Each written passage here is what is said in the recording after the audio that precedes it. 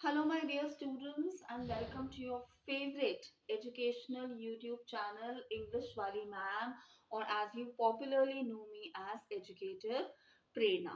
So, आज हमारी OTT series by day 54 Know How to Get the Perfect Score का episode 48 है। और आज के एपिसोड में जैसे कि जब हमने ये सीरीज स्टार्ट करी थी तो मैम ने आपको बताया था that I am going to disclose some last minute strategy for getting a perfect score in your board exam. तो मैम ने आपको बोला था कि मैम आपको कुछ लास्ट मिनट स्ट्रैटेजीज बताएंगी for excelling in your board examination. So आज के एपिसोड में हम उन्हीं स्ट्रैटेजीज को डिस्कस करने वाले हैं।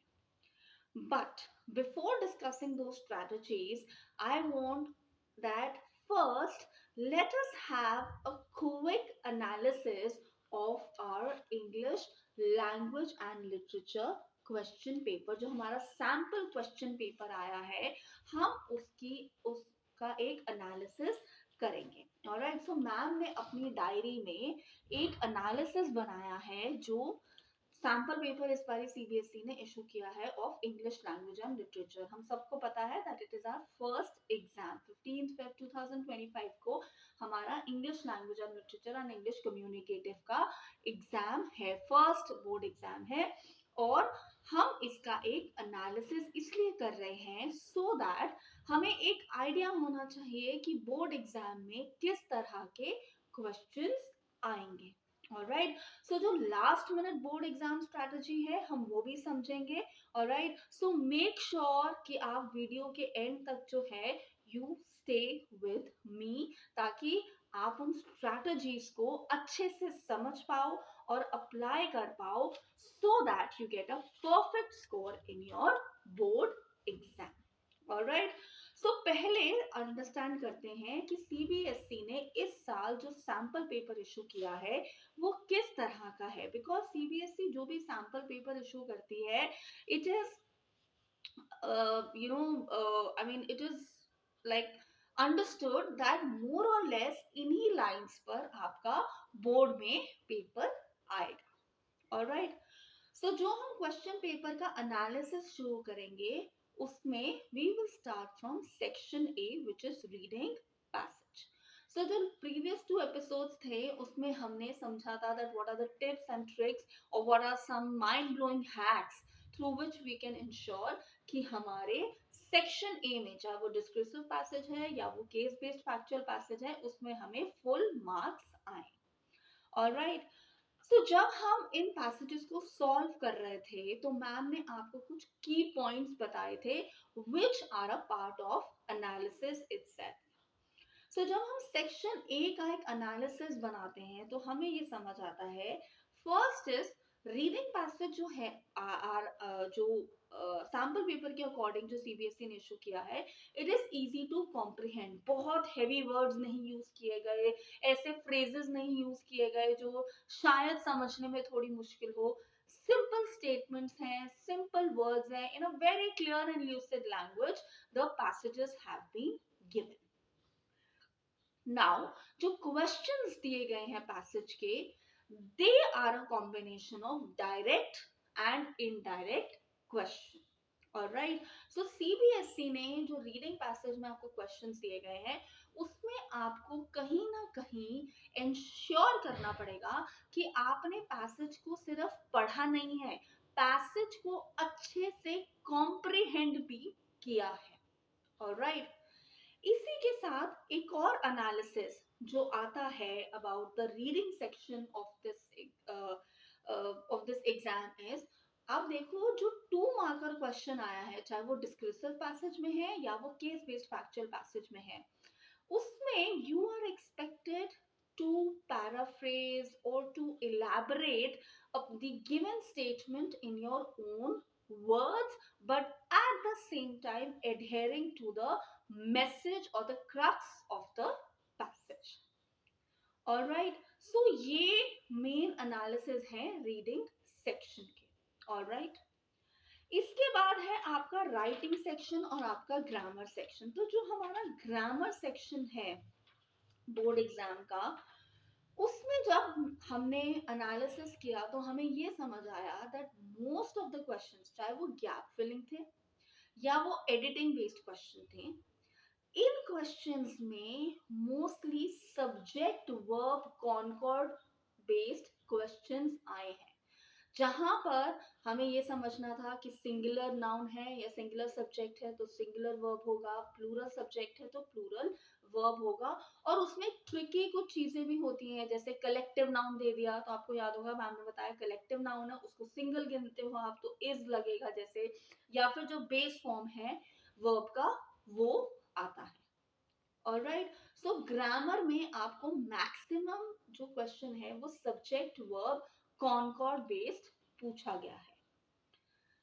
इसी के साथ जो second type of question commonly पूछा गया है आपके सैंपल पेपर में, दैट इज बेस्ड ऑन जो ट्रांसफॉर्मेशन एक्सरसाइज है रिपोर्टेड स्पीच की। ऑलराइट, जहां पर आपको क्वेश्चंस और स्टेटमेंट्स इन दोनों पे मेनली आपको असेस किया जा रहा है। Alright, then talking about, of course tense भी पूछा गया है, जिसमें आप मोस्टली देखो परफेक्ट फॉर्म पूछा गया है, कंटिन्यूअस इतना नहीं है, सिंपल इतना नहीं है, बट परफेक्ट फॉर्म जो है, चाहे वो पास्ट परफेक्ट है या फिर प्रेजेंट परफेक्ट है, उसके उस पे बेस्ड आपको क्वेश्चन पूछे गए हैं। ऑलराइट, इसी के साथ जब आपका राइटिंग सेक्शन है, चाहे वो आपके पास लेटर राइटिंग है या फिर आपके पास एनालिटिकल पैराग्राफ है, आप देखोगे मोर और लेस इन्वायरमेंट रिलेटेड इश्यूज से क्वेश्चंस आए हैं। जैसे कि आप लेटर राइटिंग देखो, उसमें ई वेस्ट मैनेजमेंट की बात की गई है। उसी के ऑप्शन में जो क्वेश्चन दिया गया है वो है over growing of trees and shrubs in your area, so more or less related to environment। Analytical paragraph की जब बात की गई है तो आपको एक स्कूल बैग का फीचर दिया गया है, उसका कुछ इको फ्रेंडली स्कूल बैग है। और जो ऑप्शन में एनालिटिकल पैराग्राफ दिया गया है उसमें भी प्लेग्राउंड की बात की गई है। तो अगर आप देखो इन्वायरमेंट रिलेटेड सब्जेक्ट्स के ऊपर आपको राइटिंग सेक्शन से क्वेश्चंस आए हैं। ऑलराइट, फिर हम आते हैं लिटरेचर पे। अब लिटरेचर में अगर आप देखोगे आपको जो क्वेश्चंस पूछे गए हैं वो इनडायरेक्ट क्वेश्चंस हैं। ऑलराइट, जैसे कि मैं आपको एग्जांपल देती हूँ। जब आप अपने लिटरेचर सेक्शन पे आते हो, इसमें अगर आप क्वेश्चन पे आते हो, आप अगर ये स्किप कर जाओ, अब आप जो आपको पूछा गया है about the extract based question, जो सब्जेक्टिव टाइप क्वेश्चन आपको पूछे गए हैं, उसमें अगर आप देखो question number 8, answer any 4 of the following in 40 to 50 words. इसमें जो फर्स्ट क्वेश्चन है, जैसे how does the ignorance about Mijbil as a creature in the urban environment of London reveal insights about people's perceptions and knowledge regarding animals. अब देखो इस question में आपको NCERT से ही इंसिडेंट्स उठाना है। अगर आप बच्चे, जिन बच्चों ने मैम को रेगुलरली फॉलो करा, उन बच्चों को क्लियरली पता है कि मैम ने बताया कि कितनी इंपॉर्टेंस होती है एनसीईआरटी लैंग्वेज की। इसमें आपको वो इंसिडेंट्स कोट करने हैं, you know when people were like what creature is this, वो उसको अलग अलग नेम्स देते हैं। And then you know the story concludes, he says that a man, you know, he was digging a hole and you know how he said what is that, you know। So आपको इन incidents को coat करते हुए इस question का answer लिखना है। Indirect way में आपसे एनसीईआरटी से ही क्वेश्चन पूछा गया है, बट आपको इसका जो आंसर है वो कहीं ना कहीं कुछ लॉजिकल आर्ग्यूमेंट्स के साथ अपने आंसर में जो पॉइंट्स लिख रहे हो उसको सपोर्ट करना है। आपका जो सिलेबस है उसमें क्लियर लिखा हुआ है एक्सट्रापोलेशन बियॉन्ड द टेक्स्ट।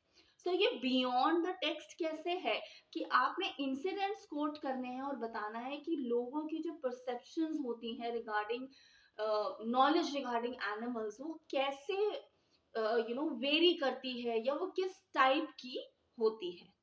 इसी तरह आपके पास आता है नाइन्थ क्वेश्चन जो है, उसमें भी आप पढ़ो how the first question, how does materials desire for material wealth drive the plot of the necklace.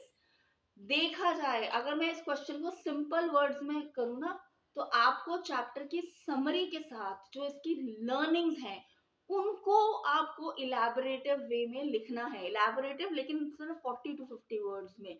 तो यहाँ पर that materialism that people fall for, that materialistic nature, greed that people have, उसको आपको explain करना है, keeping the story, the necklace as the base. So you need to quote incidents from the story and then answer the question. So indirect way में आपसे story की summary और story की जो understanding है वो पूछी गई है।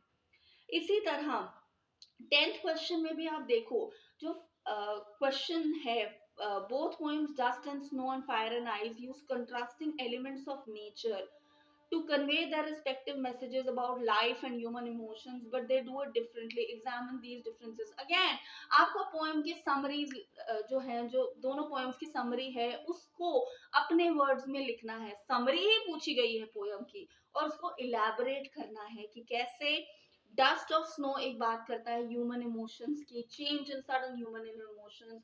फायर एंड आइस में बात हो रही है डिस्ट्रक्शन की। तो आपने दोनों पोएम्स जो है उनको बेस रख के, उनकी एक्सप्लेनेशन लिख के इस क्वेश्चन को आंसर करना है। इसी के बाद आपको कैरेक्टर स्केच क्वेश्चन भी है, तो देखो वो किस तरह से पूछा गया है।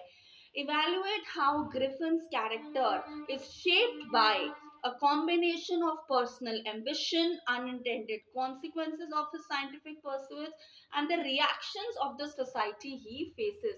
तो आपको इसमें ग्रिफिन का, जो साइंटिस्ट था ग्रिफिन, उसका कैरेक्टर स्केच ही बताना है, लेकिन under what points it's very clear.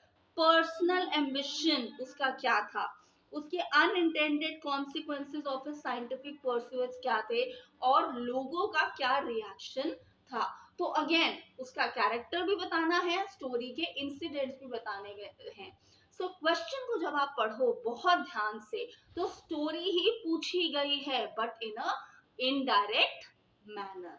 Alright, so literature section में हमने मेनली ये समझा है कि हमें indirect question, extrapolation beyond the text, और इसी के साथ through some incidents in the story हमें क्वेश्चंस पूछे जाएंगे। तो ये तो है हमारे क्वेश्चन पेपर का पूरा एनालिसिस। और अब आते हैं उस पार्ट ऑफ द वीडियो जिसका आप सब लोग वेट कर रहे हैं, which is your last minute board exam strategy. Okay, तो आप बच्चों ने जो अभी तक मैम को फॉलो करते हैं आए हैं, जिन बच्चों ने टॉपर आंसर्स देखा है या हाउ टू वीडियो देखा है या how to answer questions like topper, उनको कुछ पार्ट ऑफ द स्ट्रैटेजी जो है वो तो बहुत क्लियर है। जिन बच्चों ने नहीं देखा, बेटा प्लीज वॉच दोस वीडियोस ताकि आपको ये समझ आए कि एग्जाम में आंसर्स कैसे लिखने हैं। ऑलराइट, बिकॉज अगर आपका एम परफेक्ट स्कोर है, अगर आपको परफेक्ट मार्क्स चाहिए अपने बोर्ड एग्जाम में, you need to ensure that you write answers in the format expected by the examiner. तो इस बात का हमें पूरा ध्यान रखना है। अब आते हैं the last minute board exam strategy. Alright, तो सबसे पहली जो स्ट्रैटेजी है दैट इज बी काम बट नॉट ओवर कॉन्फिडेंट। काम, I know it all, I have studied well, I will get a perfect score in my board exam. हाँ, मुझे सब कुछ आता है, मैंने बहुत सब कुछ पढ़ा हुआ है। इंग्लिश के पेपर में क्या होता है? That is over confidence. I'm sorry, most of you go with this attitude, अरे इंग्लिश हिंदी तो कर लेंगे, इंग्लिश हिंदी तो कर लेंगे, और उसी में आप सबसे ज्यादा नेग्लिजेंस दिखाते हो। उसी पेपर, इन्हीं दो पेपर्स में आप सबसे ज्यादा, लैंग्वेज के पेपर में आप सिली मिस्टेक्स करते हो, और पूरा बोर्ड एग्जाम का जो स्कोर होता है उसको डिप आप खुद ही कराते हो। So do not take any subject lightly. Each subject for your board exam is equally important. Alright, so be calm. Mind को relaxed रखना है, लेकिन over confident नहीं होना। Second strategy जो आपकी बोर्ड एग्जाम में आपके सबसे ज्यादा काम आएगी, that is read the question carefully. एक जजमेंटल होना या एक प्री कंसीव नोशन। ओ अच्छा, जैसे मैम ने ये वाला क्वेश्चन पढ़ा, ग्रिफिन वाला, evaluate how Griffin's character is shaped by a combination of personal ambition, his unintended consequences of his scientific pursuits, and the reactions of the society he faces. अब आप में से बहुत से बच्चे क्या करते हो, इवेल्युएट हाउ ग्रिफिन्स कैरेक्टर, ओहो कैरेक्टर स्केच पूछा है। हो सकता है ये कैरेक्टर स्केच का क्वेश्चन ना हो। अगर मैं इस क्वेश्चन को ऐसे बदल दूं, evaluate how Griffin's character is starkly different from that of Richard Ebright. अब देखो इसमें क्या हुआ। अब आप बोलोगे क्यों मैम, ग्रिफिन का तो कैरेक्टर स्केच लिखना है, पर आपको तो रिचर्ड एब्राइट का भी कैरेक्टर स्केच लिखना था इसमें, पर आपने सिर्फ ग्रिफिन पढ़ा, कैरेक्टर वर्ड पढ़ा, आपने कहा सिर्फ यही कैरेक्टर लिख दो, ग्रिफिन का कैरेक्टर स्केच लिख दो और आंसर खत्म। Is your answer complete? No. So do not have a preconceived notion when you are reading a particular question. Question का हर एक word आपने ध्यान से पढ़ना है। और इसी से रिलेटेड जो नेक्स्ट बोर्ड एग्जाम स्ट्रैटेजी है, जो last minute board exam strategy है, वो है understand what the question is trying to ask. आपको जितने भी बच्चों ने मैम का वो वाला वीडियो देखा है जहां पर हमने टॉपर सीक्रेट्स रिवील किए हैं, एग्जामिनर सीक्रेट्स रिवील किए हैं, उसमें मैम ने एक पॉइंट बताया था हाउ टू आंसर, उसका एक सब हेडिंग थी कंटेंट, जहां पर मैंने आपको बोला था provide only relevant information. Let's pick up a question from our sample paper itself. So sample, जैसे एक क्वेश्चन उठाते हैं, let's say okay, what does the postmaster's reaction to Lenshaw's what does the postmaster's reaction to Lenshaw's letter reveal about his character? अब देखा जाए तो आपको postmaster का कैरेक्टर स्केच देना था इसमें। अब आपने क्या करा, अच्छा postmaster reaction to Lencho's letter, reveal about his character, आपने रिवील अबाउट हिज कैरेक्टर वाली बात समझी नहीं, उसको या तो ओवरलुक कर दिया या आपने समझी नहीं, और आपने सिर्फ लिख दिया कि पोस्टमास्टर ने कैसे रिएक्ट किया था लेंशो के लेटर पे। क्या आपको कंप्लीट मार्क्स मिलेंगे? नहीं, 0 नहीं मिलेगा उस आंसर में, क्योंकि कहीं ना कहीं आपको उस आंसर का बेस देना पड़ेगा। लेकिन 40 to 50 वर्ड्स की आपके पास लिमिट है, तो आपको लिखना पड़ेगा that when he initially received the letter, he started laughing, or he laughed his heart out, but then he realized what a faith man. Okay, so those incidents, those words or phrases you quote from the story. So आपको क्या करना है कि आपको question को अच्छे से समझना भी है। अब इस क्वेश्चन में आपको पहले पोस्टमास्टर का रिएक्शन बताना है, और उस रिएक्शन से आपको क्या कैरेक्टर ट्रेट्स फॉर्म होते हैं अबाउट द पोस्टमास्टर, उसको आंसर करना है। तो first you need to read the complete question, and second you need to understand it, comprehend it in the right manner. Alright, तो पहली स्ट्रैटेजी क्या हो गई, पहली लास्ट मिनट बोथ स्ट्रैटेजी हो गई, be calm, not overconfident. Second, read the complete question. Third, comprehend the question in complete sense. अब हम आते हैं फोर्थ स्ट्रैटेजी पे, which is time management. Ma'am ने आपको प्रीवियस वीडियोस में बताया 10:30 to 1:30 आपका पेपर है, 10:30 आपका पेपर स्टार्ट हो जाएगा। ये आपको इंश्योर करना है कि 1:15 या 1:20 तक आपका जो पेपर है that is done in complete sense, you are done writing all the answers. So ये आपको पेपर के लिए 3 घंटे नहीं, 2 घंटे 2 hours 50 minutes में आपको पेपर करना है।